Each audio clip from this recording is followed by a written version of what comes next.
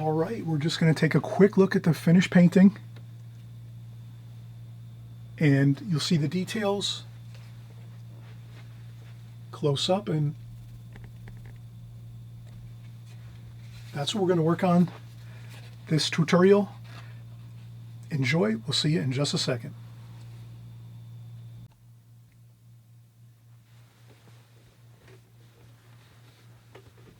Hi everybody, Chris Petrie here. Thanks so much for coming by. I just wanted to mention I have some renovations I'm doing in my studio, so you're going to see a little bit of a different setup going forward for a couple months, I would say. So you're going to see some videos with the camera angle like so, with I have a tripod set up with my camera. So this is my normal camera that I always use, but I don't have my overhead gear set up. I had to remove all of that, and we're doing some work here in the studio. So we're rearranging things, and so hope you don't mind. Let me know how you, in the comment section, how you like this new setup. We're just going to do this for a little while though.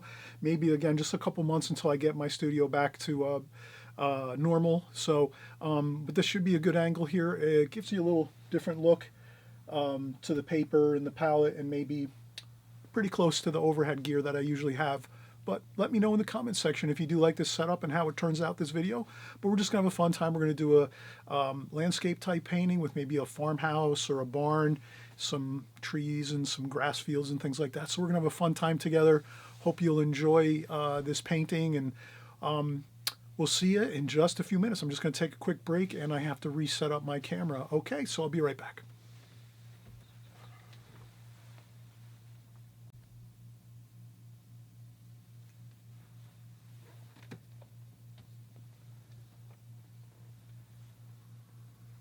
All right, so we're getting started.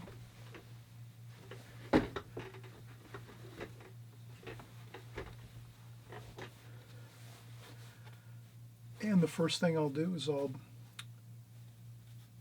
I'm using some Fabriano Artistico paper, so we have some really good paper here. I'm going to make a border around my scene. This kind of just helps us to remember that we're working within this rectangle. So this is our space we have to work within. We want to make sure when we're drawing any subject matter that we might be viewing. So if you're working from a book or from your iPhone or your Samsung phone, or a TV or a magazine, or if you're just working and looking out the window, or if you're out on location doing some plein air painting, whatever it is, it's always good to know that you have this rectangle, this frame that you have to work within, and you want to make sure, we're always going to want to make sure we fill this up with important, interesting subject matter. We really never want to fall into the pitfall of having a large rectangle of space that we have to work in and paint in, and the next thing you know, we're drawing a small bit of information and painting that, and the next thing you know, we have all this empty space. So we always want to fill up our space, our rectangle, with plenty of good information. So I'm just going to have a fun time here. We're going to do just a country scene with some trees, a farmhouse, a little bit, maybe we'll do a little bit of a lake or like a marsh area in front. Just some interesting kind of things. Maybe a little bit of kind of like maybe a bay area or something like that, where there's maybe a farmhouse or a home along the bay and there's some boats. We'll have fun. We'll just kind of go with the flow here. But the first thing I'll do is I'll just kind of want to set up my my space division for the sky and the ground level. So usually a good rule of thumb is you want to go about a third. So maybe a third of land and 2/3 sky. That always seems to be a really comfortable spot to put your land, like so. And then your sky is up top. You can also go 3/4 land and then just have a tiny bit of sky too. That also works. Probably we want to avoid doing what they call the half and half trap, which is making your paper divided right in the center. You can sometimes divide your paper in half in the center point. It depends on the composition. You don't always have to hold yourself to exact like methods and techniques all the time, but a good, again, just a basic good rule is it kind of looks good if you can kind of make the space division in your painting not quite half halfway across the middle, but sometimes it does work. It depends on what you're doing. But in any case, we're just getting into a little theory about dividing up the spaces in your painting. That's all. Something to consider when you're sitting down and you're going to do a painting. So I'm going to just do an interesting square shape first for like we're going to do maybe a house along a bay. So I'm thinking let's call this like a bay scene here. So we got a bay here, so we're going to have some water. But let's get the house in, and let's get a roof on there. So we just do like a triangle like that, and then we have the square for the house, and then maybe we're going to do another roof alongside that there. That'll be another segment of the building, of the house there. And then let's even go with some other shapes too. Let's do a shape over here, and that's going to be another portion of the house over here, and then maybe another bit of roof over here too. So if you can kind of see how we have this set up, a really simple bit of shapes, really just squares and rectangles. A rectangle here, a square here, another square here. Well, this is kind of a rectangle more or less here. This is another square here. This is another square here. And then these are rectangles for the roofs, and you can kind of see that. They're just kind of rectangles with a little bit of a angle there on the ends by where the roof eaves come down by the eaves, and along the gable ends you have a little bit of an angle there. Same thing over here, a little bit of an angle. Not too much though, a little bit. This is straight up. A little bit of an angle on these two. Over here we're going to keep this pretty straight like that. And maybe we're going to have a window or two, maybe a door. And then this portion of the house over here sits back a little further. So the window is going to be a little smaller. This window is going to be a little larger. Maybe we'll have a door over here, like so. And you can just block that in with some pencil shading. And then we can have some trees alongside our house. So that always looks good. And we're going to have a couple of chimneys.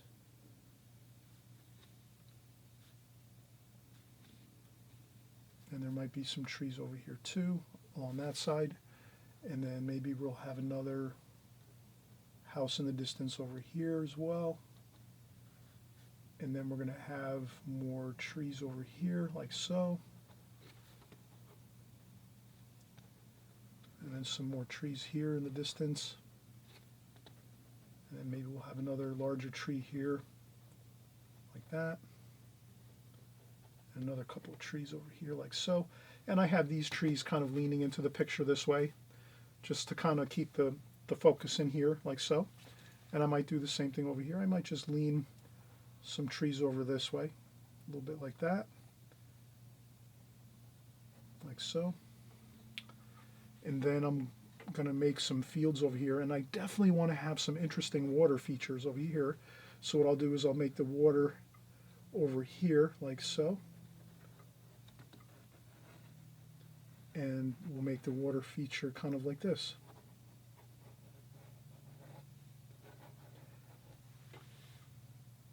And I think that is really going to be the basic layout of our painting. I hope you'll kind of see that it's very simple. Again, we got our house in here, and we'll have some more bushes in front. And then maybe we'll even do, again, since we're along the water here, let's do a couple sailboats here. We'll do a sailboat over here. Maybe another sailboat over here. We'll put a mast up here like so. And the same thing here, we'll put another mast up here like that. And maybe a boom back here. So we just have a couple boat shapes here, and then maybe one more boat over here. Like this, smaller boat. And I think that's all we really need for this, for our sketch. And then once we go in, we'll put some simple washes on, and you'll see how much fun we're going to have just doing a simple, a shore house along a bay with some water, some grass. It's a country kind of scene. Maybe it's the country along where the ocean is, and we're going to have more fun than you can imagine by painting this. So That's the really exciting part, is the painting. But the pencil sketching, we have to do that first. And if you just do a basic quick sketch out of your subject matter, whether you're working again from books, magazines, your phone, your computer, your TV, if you're working outside, outdoors, whatever it is, you just always remember, get your basic drawing in with your pencil first, as best you can get it. You're always working on your pencil drawings. You're always working 10, 15 minutes every day, just doing a little drawing, a little sketching, anything you can grab. You do an apple, an orange, you do a pencil, you do a paintbrush. You always work on your drawing skills, because that's really going to help you as an artist. If you can draw things and render things pretty accurately, it'll be a lot easier for you to get a good looking painting. So always remember that. Please try to get those 10, 15 minutes in a day of drawing. No matter what happens, you can find that 5, 10 minutes to do some sketching and drawing, pencil drawing, or even pen drawing. Whatever you have, you just have some paper and a sketch pad or whatever, and you do some drawing skills. And then let's get started with the painting. Give me 1 second. I'll take a quick break. I'm going to get some water for my water bucket, and we'll get started.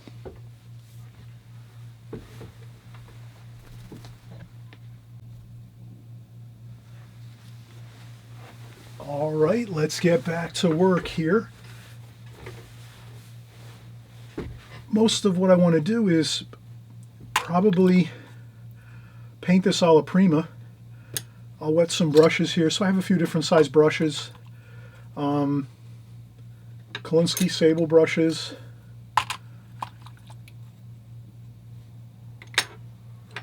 Small, medium, and large. And then I have a needlepoint brush too. So I'll start off with my smaller brush here. I'll use the larger brush for the sky washes and the foreground and the water probably. And I'll use my smaller brush here for the trees and the house.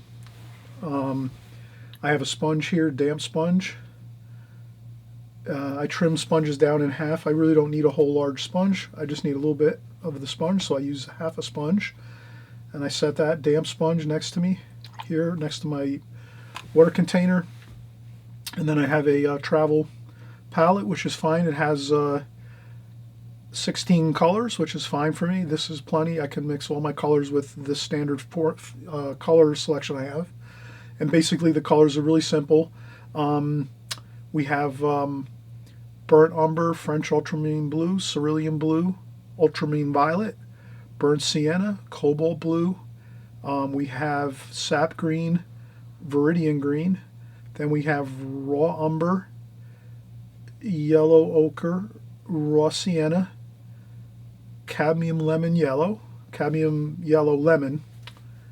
And then we have alizarin crimson, cadmium red, cadmium orange, and I think there's a little bit of, I think there's some ivory black in here. Let's see what we have here. I'm not sure. My palette is a little disorganized. This might be cadmium yellow and then cadmium lemon yellow. I'm pretty sure that's how it is. But in any case, I'll just take some paper towel or some tissue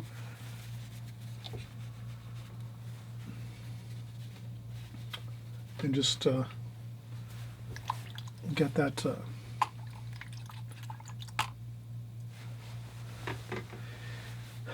let's get started with our darks first. So we're going to do a la Prima. I'm going to use the a la Prima method, which is basically starting with all the darks, trying to get the darks in here.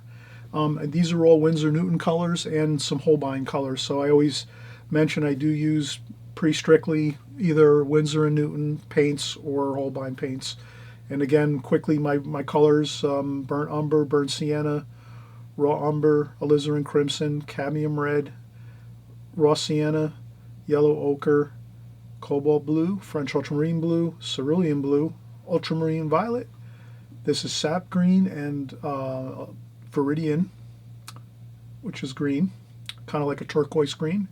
And then we have the cadmium yellow lemon and regular cadmium yellow, and then some cadmium orange, and then cadmium red and alizarin crimson. So those are, again, you'll notice I use the same colors over and over for all the years now that we've been working together. So, But some of you that might be kind of new to the channel, just I'll cover my colors quickly so you can jot them down if you want. You can always stop the tape and rewind, and then you can get the colors jotted down if you need to. So again, we're going to start out with the alla prima method, which is just let's get the darks in first. So we're going to do burnt umber and French ultramarine blue. That makes a great dark. And then we can add some cerulean blue to get kind of a grayish color like that. And that could be for our roofs. And we can even add some alizarin crimson there too to give ourselves a little bit of a spin on the gray color. So you have like your cerulean blue mixed with a little bit of the burnt umber and French ultramarine blue. That gives you a nice kind of bluish gray. And then you can add some alizarin crimson to that. And then you can have a little bit of that alternating change of a little bit of the red mixed in there with the gray, which always looks good. So I think we have a good mixture to start. And we're going to do our darks here first. And we're going to do our house here. I'll try to paint around the mast of the boat, like so.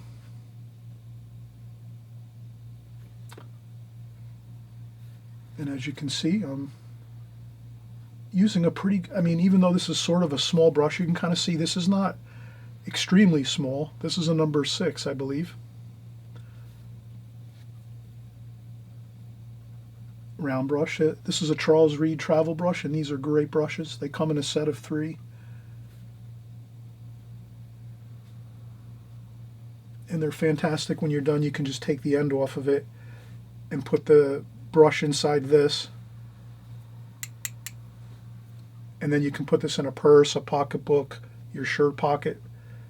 As long as you rinse off your brush and clean all the paint off it, and then you put it back in here, you can. It's got a hole in the top so that it'll dry, and you can stow this like that and put it in. Again, you can put it into your pocket, your duffel bag, your purse, whatever you have. If you're outdoors painting or traveling and you want to have a quick, easy time of getting your brushes into action and then stowing them away, these are great brushes for that. So I'm going to go with a little more brown here. I might even go in with some raw umber, and I'll utilize a little more of my palette. So I'll take a little bit of that darker color, mix it in there, maybe a little cerulean blue too. And then maybe I'll just add a little bit of that there.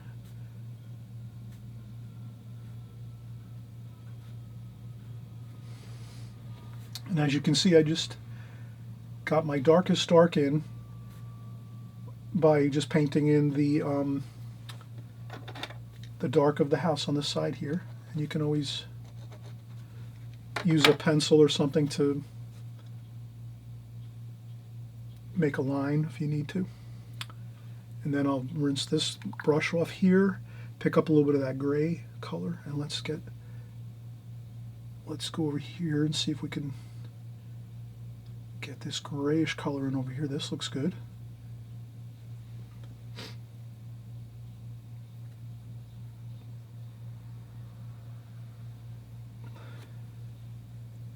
And then we'll get some more, maybe we'll use some burnt sienna here. And let's use some burnt sienna over here too as well. With some blue, I'll get some more. The key thing here is you'll see that I dry off my brush. So once I rinse my brush off, I check that water off on the sponge. That's real important. This way, when you go back into your paints and you're mixing these darks, they don't get watered down too much. You want to definitely keep that paint thick. So you're really working with almost just straight paint and hardly any water right now to get these wonderful darks in. And that's kind of like the key to alla prima painting, really, is getting those darks in first, and then that tends to really help the painting along if you can get the darks in first and then you work the lighter lights in later. And I'll just mix some more. So I'm trying to get in these buildings here. these houses actually along the coastal area here. And you can see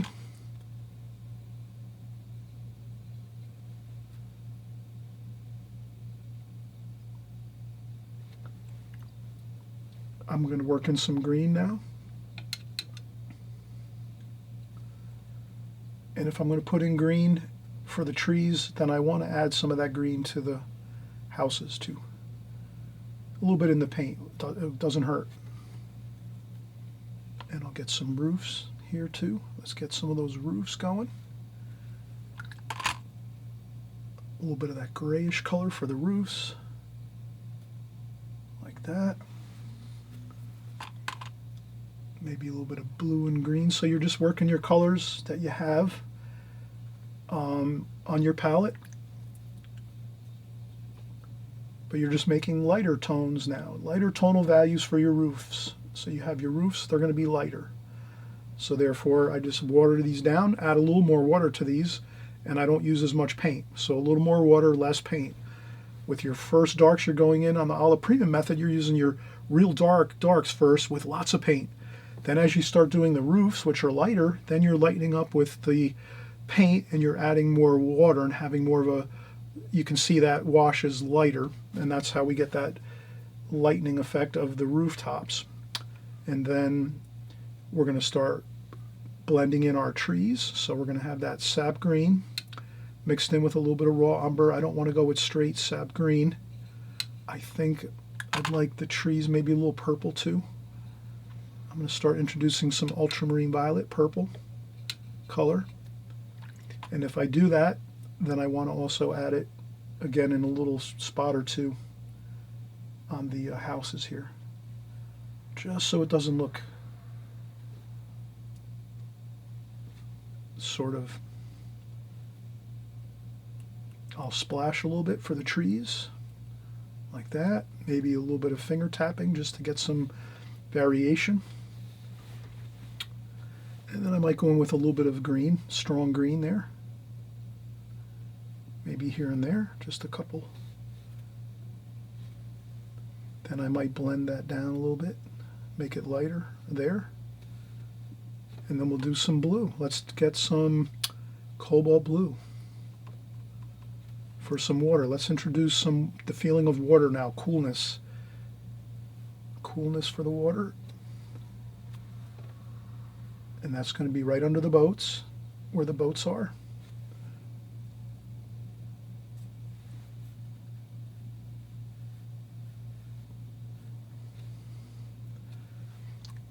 And then you can gray it down a little bit too as you go and lighten it up, just so it's maybe in a few spots you have it a little bit more exciting straight color, and then you can gray it down a little bit for other areas where you don't want to have too much exciting color. You might want to just tone it down. So where your focal points are, you'd put in the more exciting colors. So I'll put some exciting greens and yellows here too. So that might be where there's some bushes and things along the house, some really exciting greens. You can use some green and yellow like that for some of the areas. And then you tend to mellow that wash out toward the end, the sides of the paintings, because you really don't want too much exciting color maybe on the outer edges of your painting. I think I learned that from Mel Stabin, who I always have been following for a long time. He used to always say, try to keep your most exciting colors in the center of your painting, and then try to mellow out the colors along the edges of the painting, so that the focal areas you're going to have the more exciting straight paint, almost straight paint. You're obviously mixing different colors and things, but you tend to have much better success at holding someone's attention on your painting if you're doing more of the exciting, really rich powerful colors in the center of your painting, and then as you're on the borders of your painting, let's say around the sides of your painting here, as well as maybe on the top and the bottom, if you keep those colors more relaxed and more gray in color, so you gray down the mixes a little bit, not as exciting color, you tend to have a really good chance of, again, having your colors look more pop and have excitement as you're in the center of your focal areas. Just an idea. And so I'm going to continue on here with some more greens here. So for my trees there, but I do want to gray those trees down over here. I don't want to have them, again, I don't want to have too much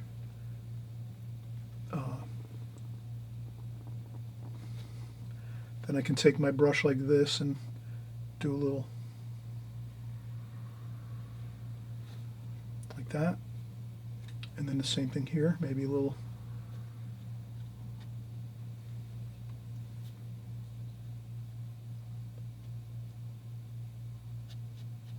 scrubbing kind of feel for that, a little finger tapping, a little bit of raw umber in there too, just to have a little more interesting colors, and then some more purple. And I think we're going to take a break soon, so I'm going to do a little bit of the purple trees over here. So I'm going to keep these trees a little more purple in color. I dry off my brush really well. It also helps if you can dry your brush off on a piece of paper towel or a tissue.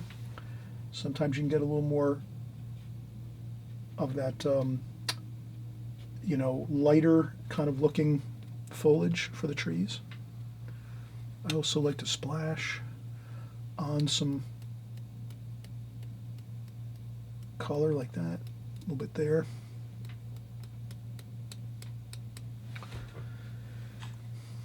And then some cerulean blue.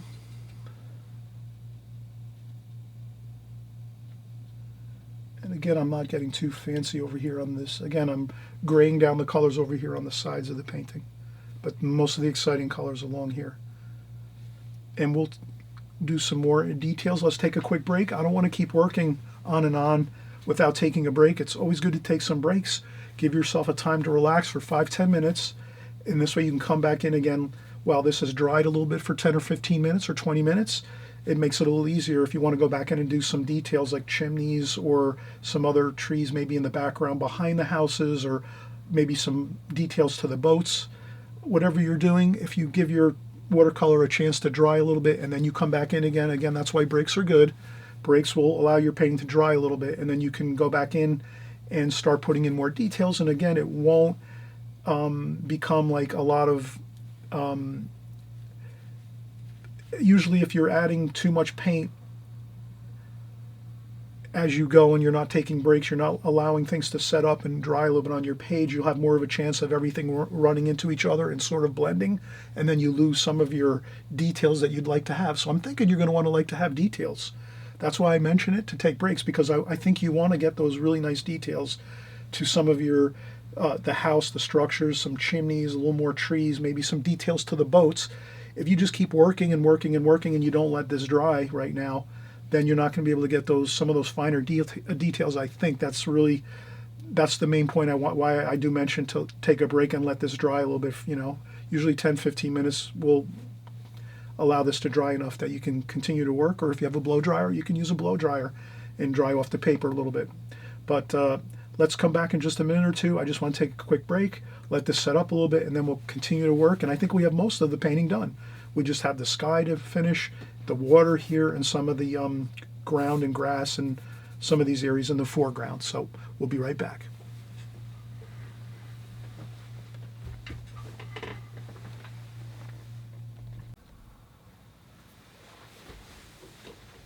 All right, we're back from our break. Let's keep working here.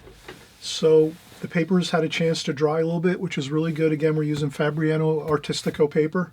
I'm very happy so far with the way this is looking. We have, again, the most exciting darker tonal values in the center of the painting where the focal point is. And then we have the lighter grayed down colors on the outer edges of the painting, which is good too. Kind of keeps us focusing in on the center of the excitement of the painting. So we'll keep working now. I'm going to probably let this I'm going to let this continue to dry as we start to do some of the sky wash. I'll get a larger brush now. This is a number 12 Da Vinci travel brush. So this is a larger, you can see this compared to what we've been working with so far. You can see the difference. The larger brush is going to be helpful doing the sky wash, so that we have some really a large brush to really get those washes on quickly. We don't want to let things dry too much by using a smaller brush, so that's the advantage of a larger brush. You can get things done quickly so that everything blends nicely, all your washes and colors. And let's see if we can work this out here. I'm going to empty my water container and then put some fresh clean water. So whenever I do skies, I tend to always add fresh clean water to my water bucket, and also the same with like water. So water and sky, I tend to empty out my water bucket and get fresh water. And then in this case, I'm going to do two things. I'm going to add fresh clean water to the paper first and then add my color over top. But before I do that, I'm going to clean off the brush a little bit, take off some water, and I'm just going to do a very light damp line across the tops of the trees and the houses here along the coastal area. The reason I do this is so this way the water won't infiltrate down into the trees and the tops of the houses so much. If you have just put a little bit of a damp line across the top of your trees and your house, rooftops of the houses, a little bit of a damp brush there, that'll keep any water from dripping down and going into your other areas of your painting, which can be very helpful. We did a lot of hard work on the house here and these trees. We don't want all of a sudden to put watercolor washes in the sky and then all of a sudden it starts like infiltrating into all those areas that we took a lot of time in to be very careful and precise. So let's get started. Again, I'm going to add some fresh clean water to the paper up at the highest point of the page, or our rectangle that we drew in. So I'm going to get the water, fresh clean water up there to dampen the paper, but I'm not going to put that much lower here in the sky. I'm going to leave that to kind of be, and then I'll work the wash down in there. So that's all we want to do. We just want to add the fresh clean water up at the top of the page, the paper, and then we just take some more water and we do the same thing here. We add some water along the bottom where we have the little bit of the bay and the waterway in the foreground in the picture. That's always a good thing. Have a little more water here in the bottom of the painting, and the same colors that the sky is going to be, we'll put those same colors right into this here, into the bottom portion of the painting. Now what I will do is I might try to lift up my painting a little bit. Let me see if I can do it. Okay, so I can lift up my painting a little bit. I might do that. So as we're working, I might lift up the paper, the watercolor block, to let the water kind of drip down a little bit. Our sky color, I'm thinking we're going to use cerulean blue.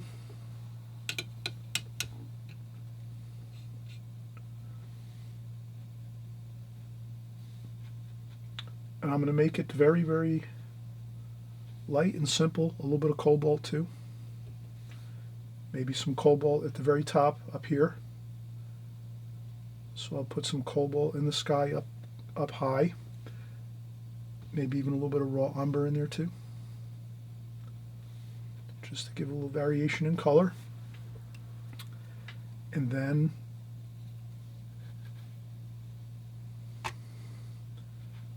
I'll just take some water, and I always say this, the freer and fun you can make your skies, the better off you're going to be. You can kind of see I didn't do much here. I just sort of had a fun time putting in some paint on the sky, and I'm letting everything do its own work. I'm letting the water that I put on the paper, that clear, fresh, clean water, clear water, I put that on the paper first, and then once you put your colors on very quickly and easily and efficiently, you'll see that it just really does its own thing. Let it do its own thing.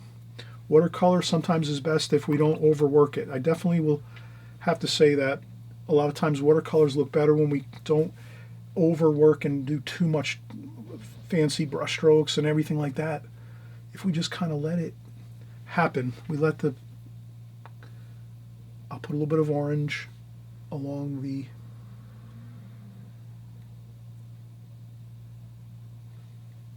a touch of orange along the horizon line here, along the bottom of the sky. Just a little bit though, not too much. Just like that. And if you can add that little bit of orange, that's really going to look great.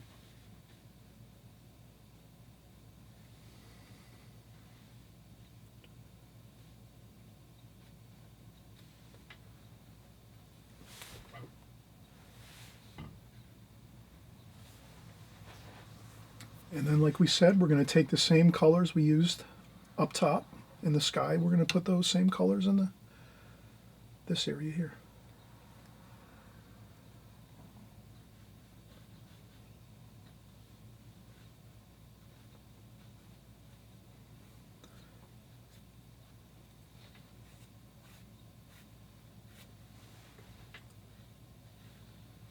This is going to be grass over here and sort of like marshy areas, but I figured I would just add a little bit of color there first.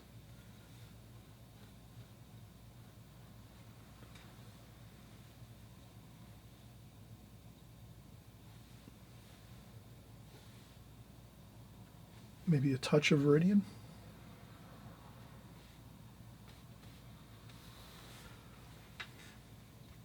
Maybe I'll go with just a little bit of purple too in the sky.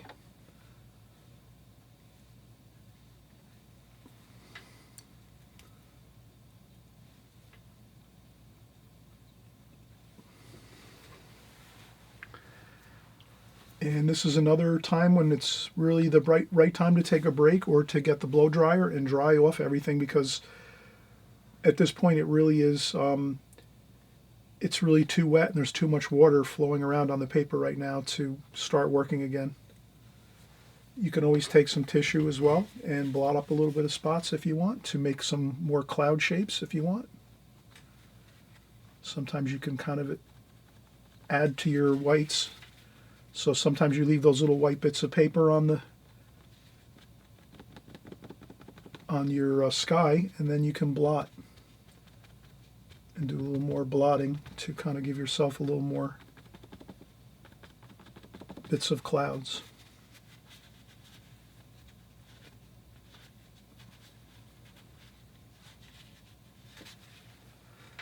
Like that. All right, so again, let's let this dry. I know this was kind of quick.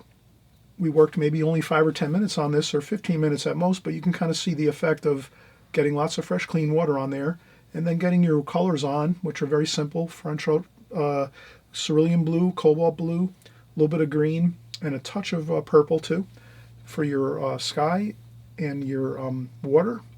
Now that this is all on the paper, we can let this dry. I'm going to let this dry for about 15-20 minutes, and then I'll come back and we'll start to finish up the final details of the painting.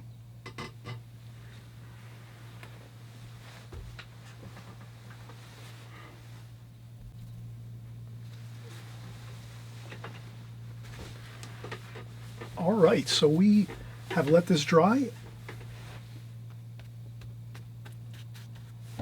Everything's dry to the touch, so you can take your hand and place it right on the paper, and there's nothing wet. It's all dry.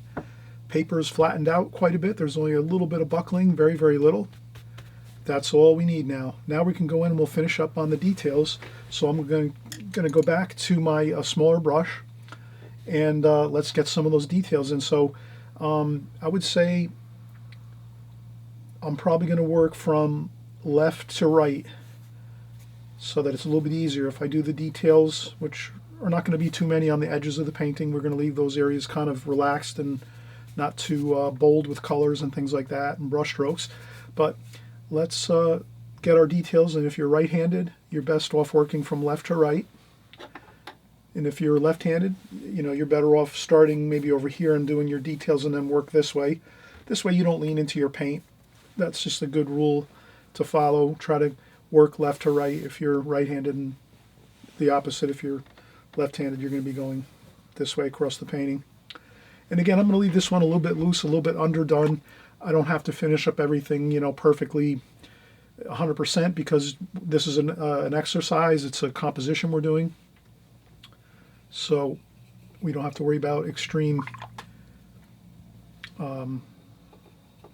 details and getting everything ironed out 100%. We're just going to try to get things the best we can. So over here on this portion of the house,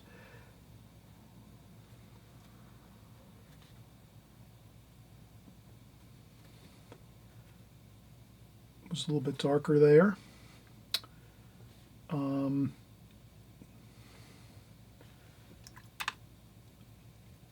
I tended to go a little bit, I'll try to dampen this a little bit to recover that rooftop. And then I'll go here with some more darks for that chimney up top here.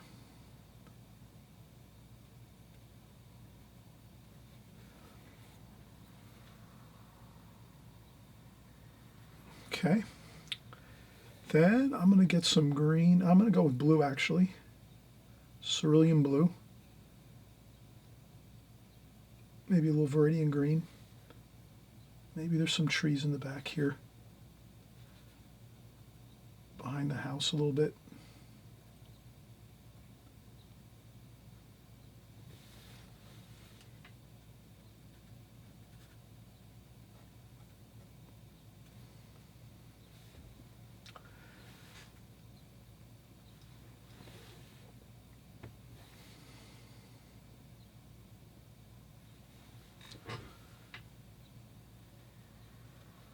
Okay.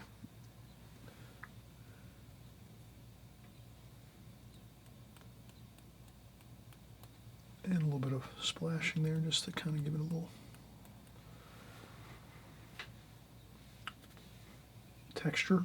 And then I'm going to do this here. I'm going to get this a little darker. Try to blend this in. And I will go in and get some darker darks for those windows and a few doors. But I'm going to try to go across here and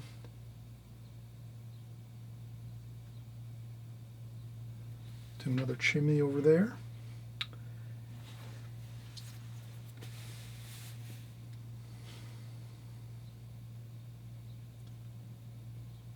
I'm going to blend that in over there. I'm going to make a little bit of a more shadow underneath some of these trees over here.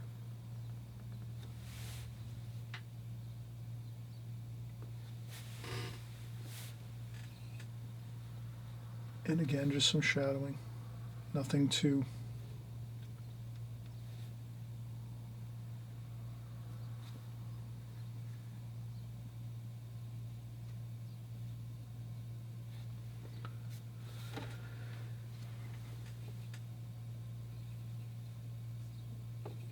and then some more darks.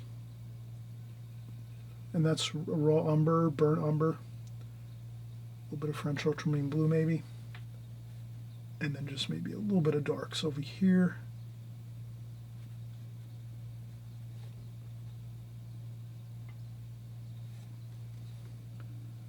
And again, a few spots of just some vegetation, some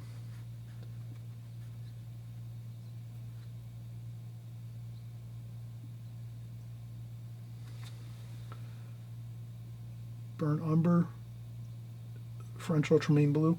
I just want to get this boat, the bow of the boat there. And there's the stern of the boat.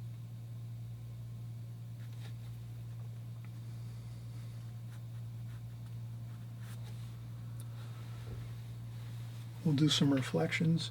And again, this is part of the process of getting everything kind of finalized. Get your details in now.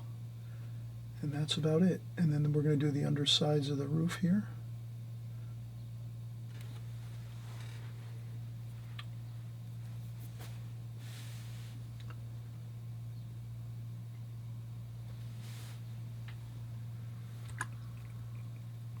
Take off some, I'll rinse off the brush and then dry off a little bit of water on a paper towel or a tissue, and I'll just blend that down a little bit here. And we have a boat over here, two boats over here and a boat over here. We'll use some white, some titanium white to regain these whites over here for the boats. And I think we might let that sort of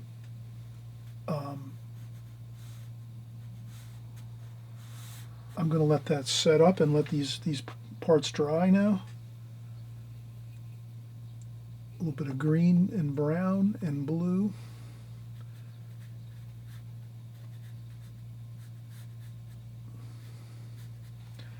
Then I'm just going to do a couple really quick some bushes along the side here, just like this. Some dark greens, but not too many, just a few spots.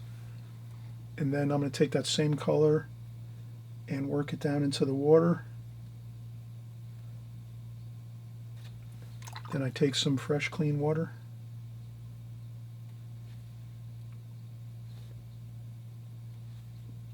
And sort of let that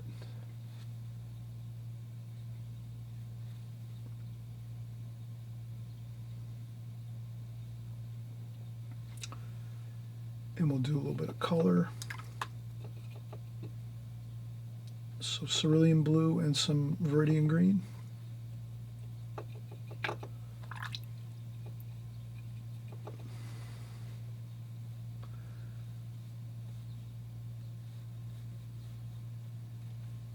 And I'll just do a little bit of that, a little more darks down too, like reflections.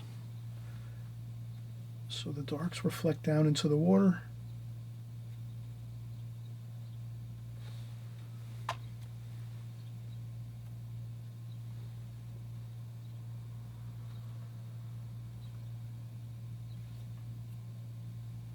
And then I go across and do lines this way.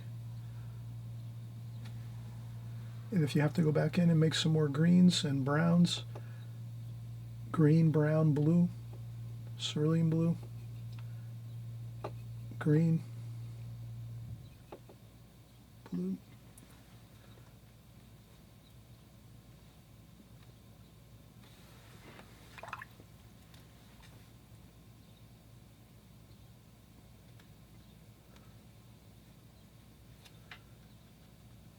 And those tend to look pretty good. You can always take a pencil or something and just make a little line.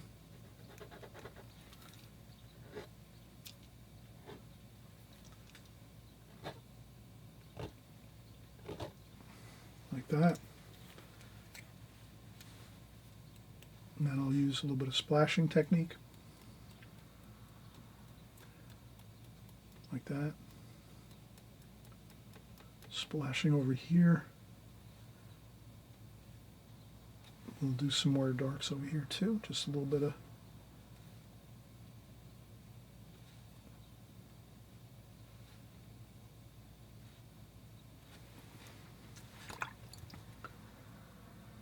just to have some interesting things going on.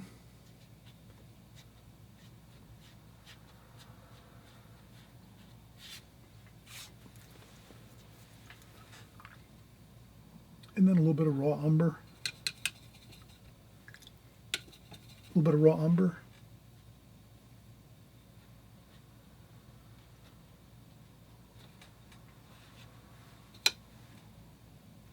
And the raw umbers, like the marshy areas where there's some ground.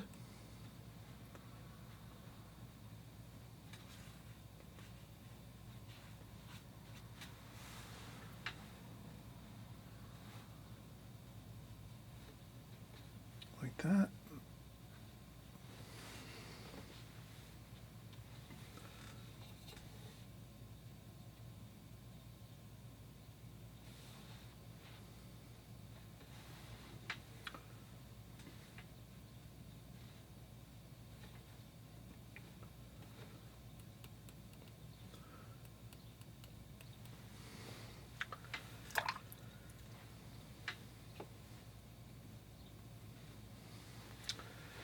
I think that's looking pretty good.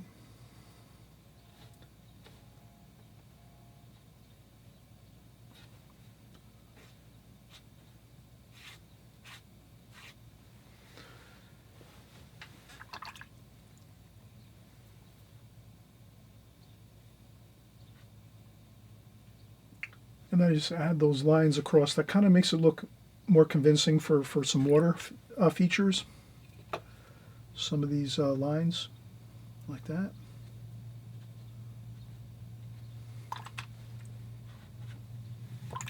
And then if you go over a spot, you want to lift up some paint,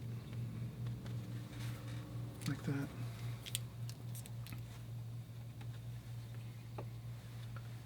And then some more blue, maybe some cobalt blue. I'm going to gray it down a little bit.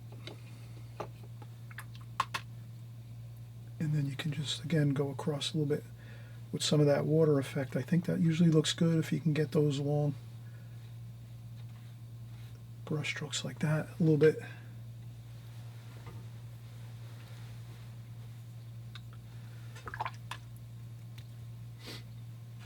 Okay, and then let's see, we still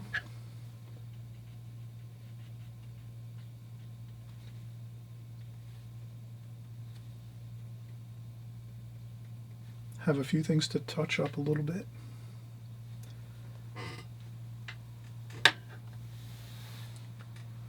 What I'll do next is I'm going to get some titanium white, so I'm going to take one more quick break just so I can go find my titanium white, my tube of titanium white, and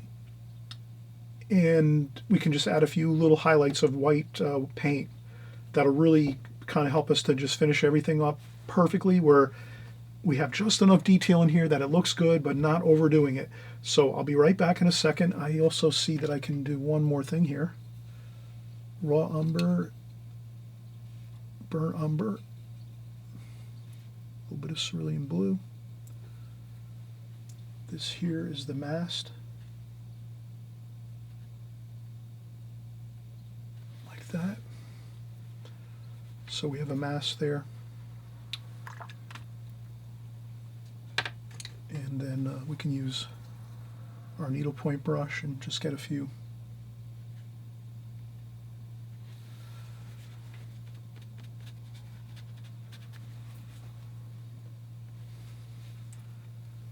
Okay, and we'll use our brushes, our detail brushes, in just a second. I'm just going to get some white paint, so I'll be right back. And we'll have just a little bit more to do. Some white touch-up paint, and we're all set.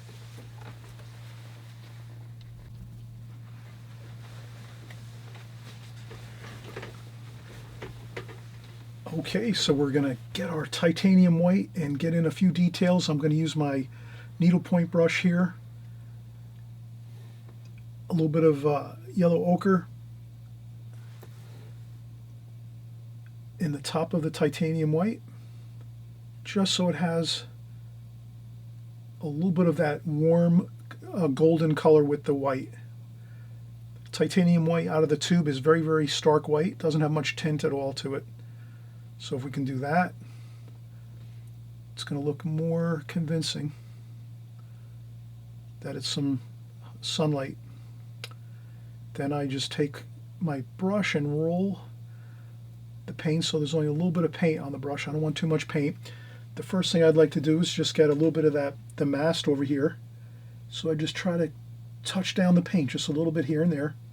Not everywhere. There we go. like that. Perfect. And over here too, we have a boat over here. And I want to do the same thing, just get a little bit of that. And I want to recapture the boat over here. So that's a sailboat over here. And there's two actually over here, two sailboats. And there's another one here.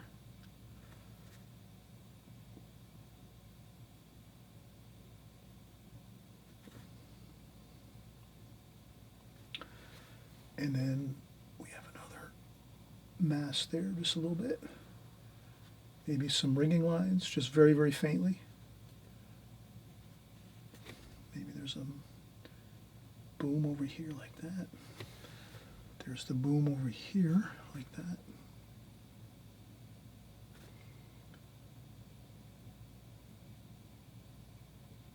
So I'm just doing a little bit of touch-up. Touch-ups are fun to actually do, because you just use a tiny bit of paint and you can kind of recapture the areas you want to accentuate for the focal point. So we have our boats in. You can also add a little bit of highlights to the water, some reflection I should say, where the boats are. Maybe even a little bit of the waviness to the lines.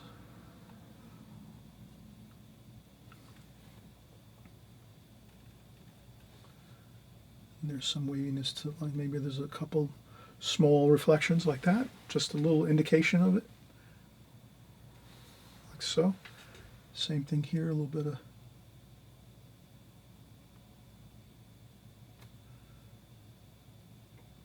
of shadow and reflection under there.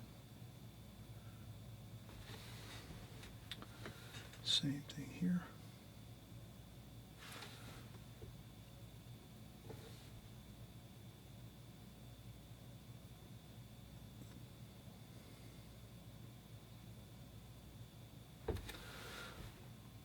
Okay, a little bit of rigging, a little bit of more water here, and just a very little bit here, just some rigging lines, just a couple quick little,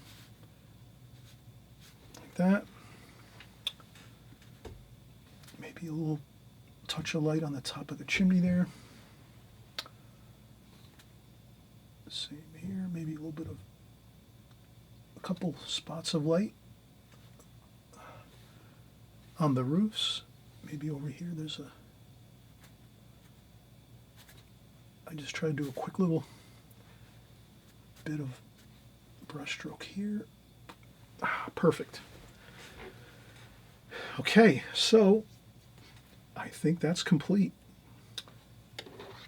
I hope you enjoyed this video, and if you like my videos and you want to see more videos like this, please hit the thumbs up.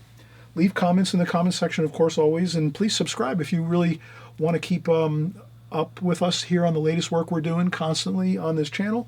Just hit the subscribe button. It's right below the screen. You'll see the subscribe button. Hit that.